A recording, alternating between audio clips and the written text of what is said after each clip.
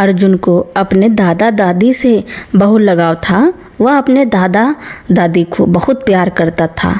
बचपन से ही अपने स्कूल की बातें अपने दादा दादी को बताया करता था। वह दोनों भी अपने पोते की बातें बहुत मन लगाकर सुनते थे।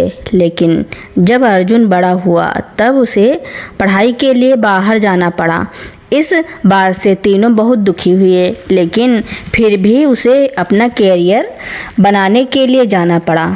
आज अर्जुन अमेरिका से अपनी डॉक्टरी की पढ़ाई पूरी कर 4 साल बाद अपने वतन भारत लौट रहा था। मुंबई के एक नामी अस्पताल में उसकी नियुक्ति हो चुकी थी और वह इस बात से बेहद उत्साहित था। फ्लाइट में बैठे बैठे उसे अपने परिवार की याद सताने लगी, खासकर अपने दादा दादी की। दादी से उसका कुछ ज़्यादा ही लगाव था। उनकी प्यारी बातें और डांट सब कुछ उसे याद आ रहा था। कैसे एक बार उसकी वजह से दादी ने माँ से डांट खाई थी और कैसे गलती से उसका थप्पड़ दादी को लग गया था। तब दादी की आंखों से हफ्तों तक आंसू नहीं रुके थे। दादी हमेशा कहती थी, बेटा अर्जुन, तुम विदेश जाओगे तो मुझे इस घर में अच्छा नहीं लगेगा। मैं तुम्हारे बिना कैसे रहूँगी?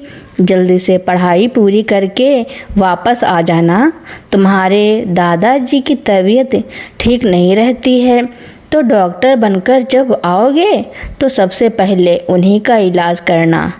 अर्जुन भी उन्हें गले लगाकर वादा करता है कि वह जल्दी डॉक्टर बनकर आएगा और दादाजी को ठीक कर देगा।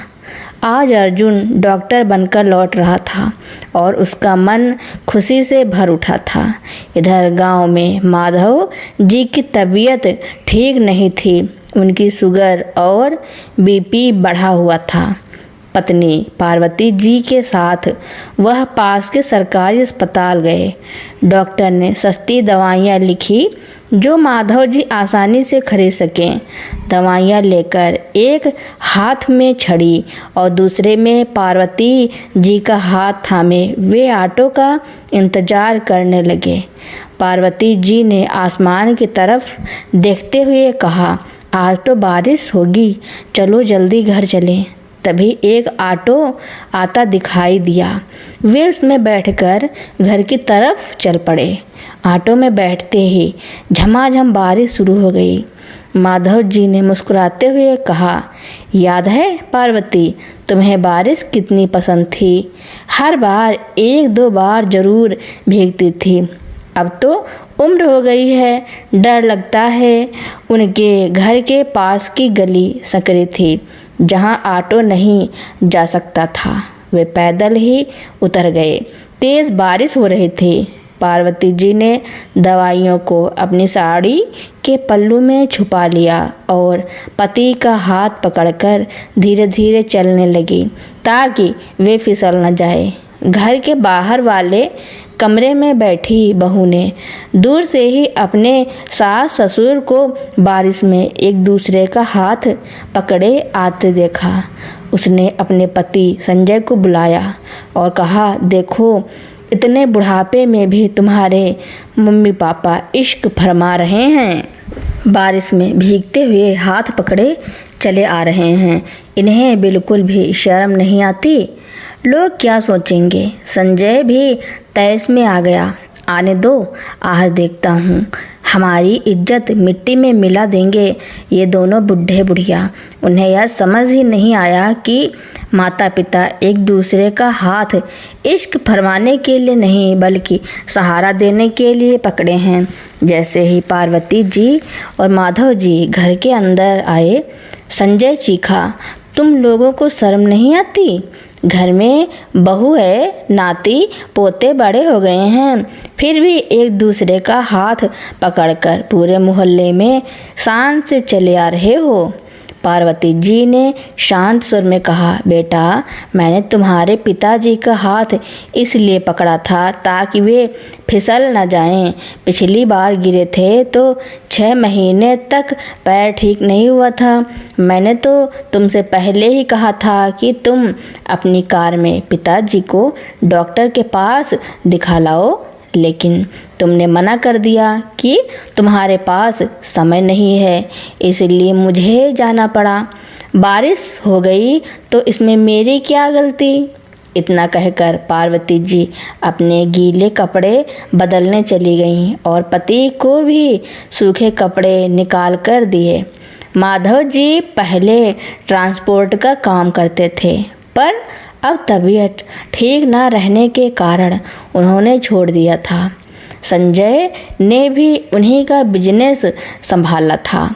माधव जी के पास जितनी जमा पूंजी थी उन्होंने बेटे पर खर्च कर दी थी और घर बनवाने में लगा दी थी।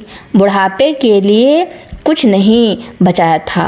अब छोटी मोटी ज़रूरतों और दवाइयों के लिए उन्हें बेटे बहू के आगे हाथ फैलाना पड़ता है और 50 से 100 रुपए देने में भी उन्हें आफत आ जाती है।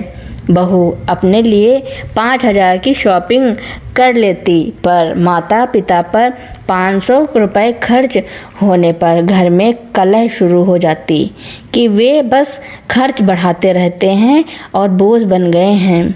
एक दिन राधा संजय से कहती है, मैं तो तुम्हारे माँ बाप से बहुत तंग आ गई हूँ। अब मैं उनके साथ नहीं रह सकती। एक तो इनके खर्च उठाओ, ऊपर से बुढ़ा बीमार रहता है और अब सास भी कोई काम नहीं कर पाती। पूरा दिन अपने पति की तीमारदारी करती रहती हैं। मेरे बस का नहीं है कि बुढ़े बुढ़िया को बना बना कर खिलाऊं। तुम ऐसा करो, या तो इनको किसी वृद्धाश्रम में छोड़ाओ या फिर घर से निकाल दो।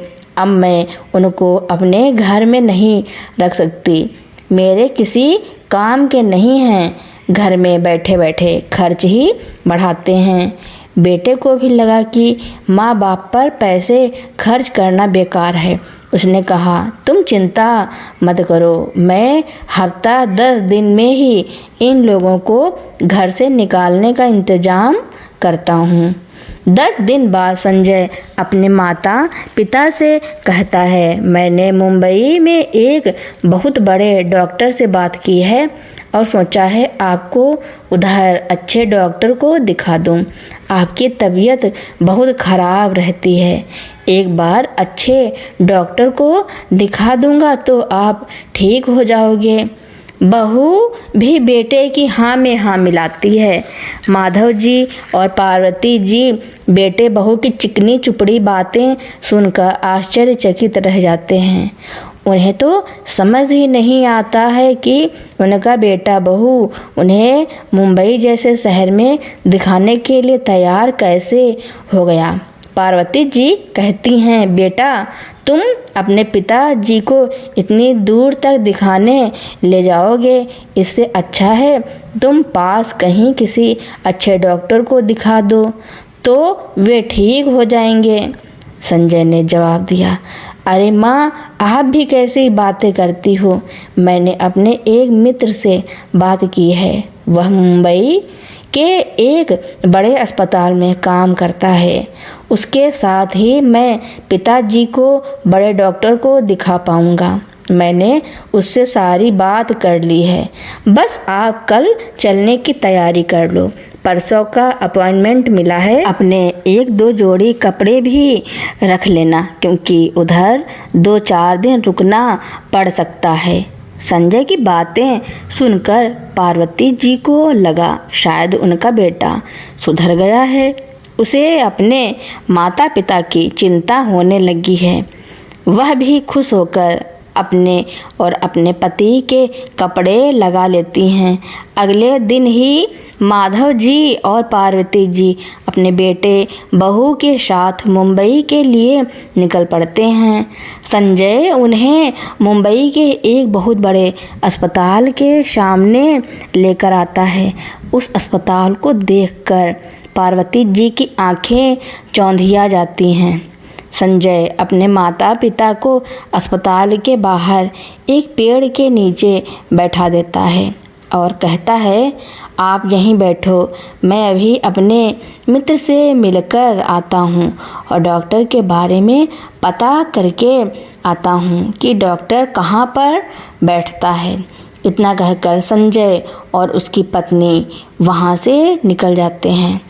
पार्वती जी और माधव जी अपने बेटे के आने का इंतज़ार करने लगते हैं, लेकिन इंतज़ार करते करते 2 घंटे बीत गए। ना तो बहू वापस आई और ना ही बेटा। उन्हें चिंता होने लगी। दोपहर से शाम होने लगी, लेकिन बेटे बहू का कोई अता पता नहीं था।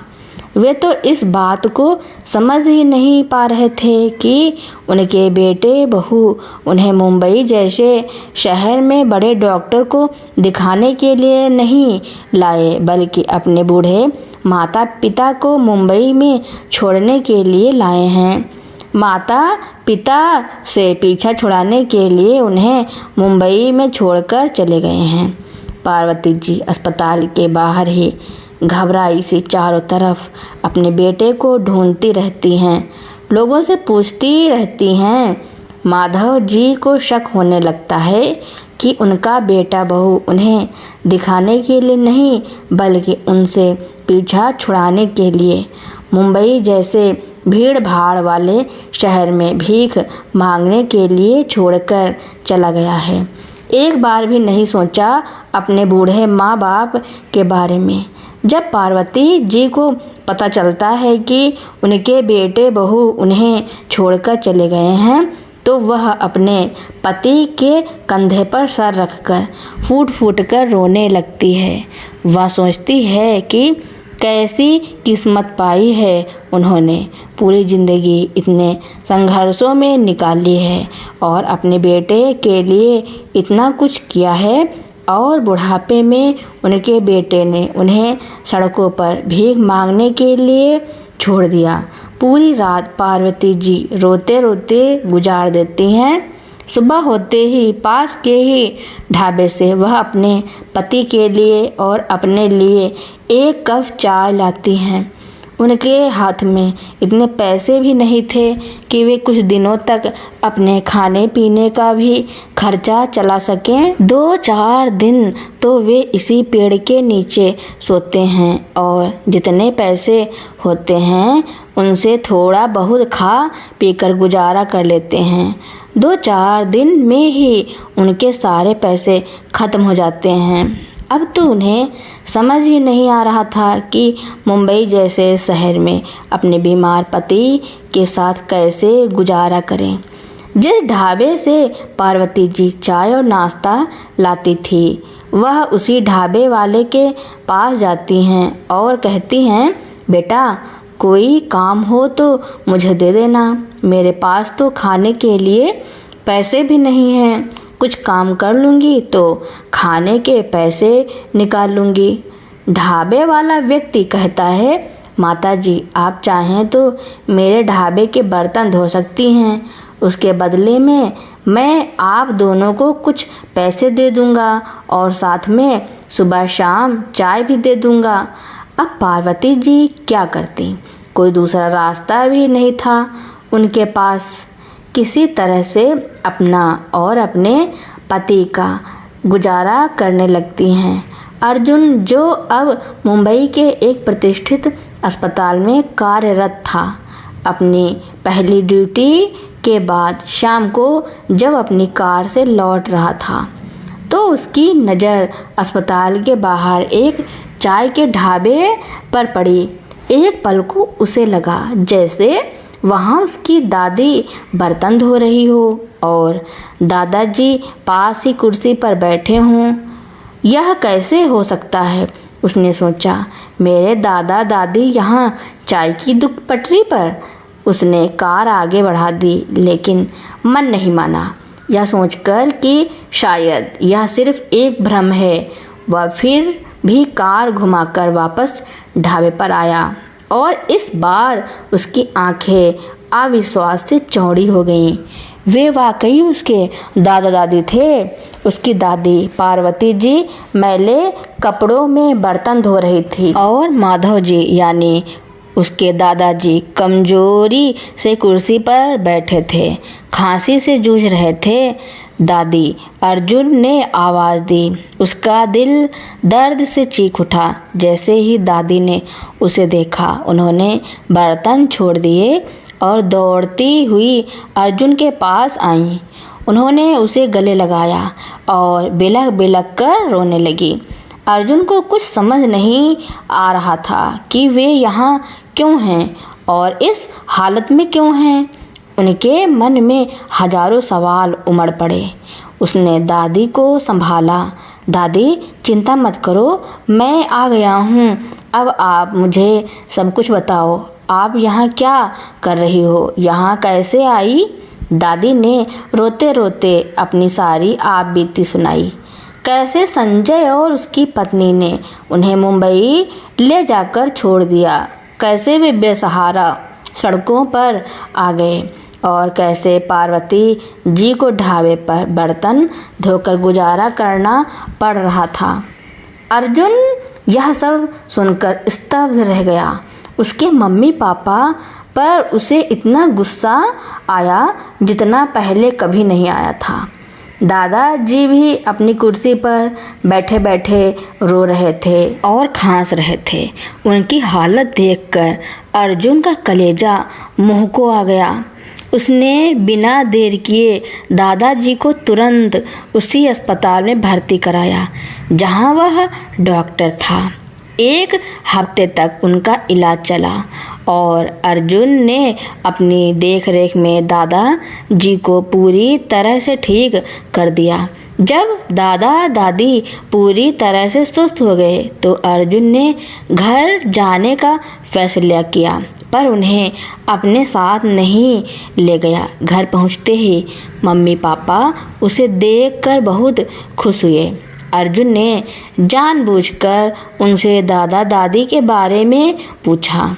उसकी मम्मी ने हमेशा की तरह झूठ बोला। अरे, वे तो बिना बताए पता नहीं कहाँ घूमने फिरने चले गए हैं, बताते भी नहीं कि कहाँ जाते हैं। मम्मी के इस दोहरे व्यवहार से अर्जुन को बहुत दुख हुआ। उसने सोचा कि उसकी मम्मी अपने ही माता पिता के साथ ऐसा कैसे कर सकती हैं। आप लोग मेरे साथ घूमने चलिए, अर्जुन ने कहा। मैं आप लोगों को विदेश घुमाने ले चलता हूँ। अर्जुन उन्हें उनकी गलती का एहसास दिलाना चाहता था। उसने मम्मी पापा को घूमने के बहाने एयरपोर्ट पर बिठाया और फिर खुद चुपचाप दादा दादी के पास वापस चला गया। पूरा दिन मम्मी पापा एयरपोर्ट पर उसका इंतज़ार करते रहे। जैसे जैसे शाम ढल रही थी, उनकी चिंता बढ़ती जा रही थी। उन्हें समझ नहीं आ रहा था कि अर्जुन कहाँ गया। शाम को जब अर्जुन उनके पास लौटा तो मम्मी उसे देखते ही लिपट गई और रोने लगी। बेटा, तुम हम दोनों को छोड़कर कहाँ चले गए थे? मुझे तो कितनी घबराहट हो रही थी और तुम्हारे पापा तो कब से परेशान होकर इधर से उधर घूम रहे हैं। अरे, कम से कम बता कर तो जाते कि कहाँ जा रहे हो। हमें अकेला छोड़कर कहाँ चले गए। अपनी मम्मी के मुंह से ये बातें सुनकर अर्जुन ने गंभीर स्वर में कहा, क्यों माँ? जब आपने दादी को अकेला छोड़ा था तब आपने नहीं सोचा कि उन्हें कैसा लगा होगा, और आप तो कभी उनको वापस लेने भी नहीं आए। आपको तो पता ही नहीं कि वे कहाँ हैं, कैसे हैं, जिंदा भी हैं या नहीं। अर्जुन की बात सुनते ही मम्मी पापा के पसीने छूट गए। वे सन्न होकर जमीन पर बैठ गए। उनके मुंह से एक भी शब्द नहीं निकल रहा था, सिर्फ पश्चाताप के आंसू बह रहे थे। अर्जुन ने अपने पापा से कहा, पापा आप सोचो कि सिर्फ कुछ घंटों के लिए मैंने आपको छोड़ दिया तो आपको कितना बुरा लग रहा है। आपने क्या क्या सोच लिया, और आपने तो दादा दादी के साथ कितना गलत व्यवहार किया। सोचो अगर ऐसा ही व्यवहार मैं आपके साथ करता, हमेशा के लिए छोड़कर चला जाता, तो आपको कैसा लगता। बेटा मुझसे बहुत बड़ी गलती हो गई है, मुझे माफ़ कर दो। मम्मी पापा दोनों ही अपनी गलती का पश्चाताप करते हुए रोने लगे। तभी अर्जुन अपने दादा दादी को उनके सामने लाकर खड़ा कर देता है। अपने माँ बाप को सामने देखकर संजय उनके पैरों में गिर जाता है और कहता है, बाबूजी मैं बहुत बुरा हूँ, मैंने आपके साथ बहुत गलत किया, मुझसे बहुत बड़ी गलती हो गई है, मुझे माफ़ कर दो। मेरे ही बेटे ने मुझे मेरी ज़िंदगी का बहुत बड़ा सबक सिखा दिया है। अब आप दोनों घर चलो, आप दोनों को मैं बहुत अच्छी तरह से रखूँगा, कोई तकलीफ़ नहीं होने दूँगा। माधव जी और पार्वती जी ने अपने बेटे बहू को माफ़ कर दिया। संजय और उसकी पत्नी ने ईमानदारी से अपनी गलतियों को स्वीकारा और अपने माता पिता को सम्मान और प्यार देने का वादा किया। अर्जुन भी यह देखकर बहुत खुश था कि उसके मम्मी पापा सुधर गए हैं और दादा और बाबा को अच्छी तरह से रखेंगे। उसने उन्हें अच्छी तरह से समझा दिया कि अब दादा दादी के साथ कभी गलत व्यवहार ना करें, नहीं तो उससे बुरा कोई नहीं होगा। सभी लोग फिर से हंसी खुशी गांव में आकर रहने लगे, जहां संजय ने अपने माता पिता की देखभाल को अपनी सबसे बड़ी प्राथमिकता बना लिया। अर्जुन के हस्तक्षेप से न सिर्फ उसके दादा दादी को उनका हक मिला, बल्कि एक परिवार फिर से जुड़ा। तो दोस्तों, मेरी कहानी सुनने के लिए आपका बहुत बहुत धन्यवाद। ऐसी ही कहानियाँ सुनने के लिए मेरे चैनल को लाइक, कमेंट, शेयर, सब्सक्राइब एवं बेल आइकन का बटन दबाना ना भूलना, ताकि मेरी नई नई कहानियाँ आप तक पहले ही पहुँचती रहें। Thank you for watching.